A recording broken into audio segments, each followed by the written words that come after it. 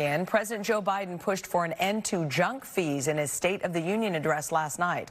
That includes what he calls unfair airline charges for families looking to sit together on a flight.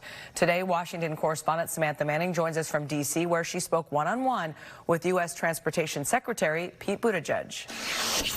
Cracking down on unfair fees for passengers. Airlines can't treat your child like a piece of baggage. The idea that some people have to pay in order to sit next to their kids on a flight, this is just common sense. Today, I spoke one-on-one with Transportation Secretary Pete Buttigieg about this issue.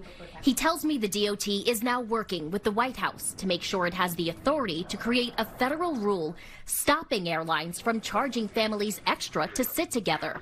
It comes as passengers are facing high prices and have experienced widespread delays and cancellations. How do you respond to critics who say the Department of Transportation isn't cracking down enough on airlines, especially when we saw things like what happened in December with Southwest? We have set records for the toughest civil penalties ever assessed in the history of the Department of Transportation's Consumer Protection Program, and we're not stopping there. There are now several proposals in Congress aimed at expanding passenger protections.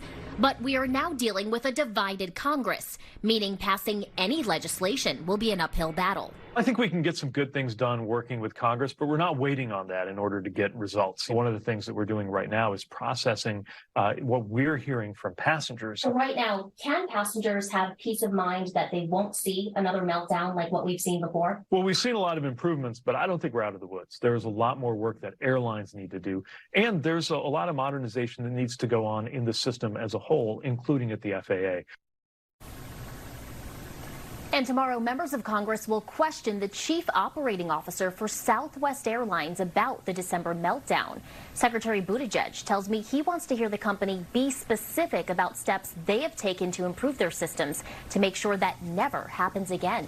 We're live in Washington, D.C. Samantha Manning, KIRO 7 News. Be curious what they have to say. All right. Thanks, Sam, for that live report.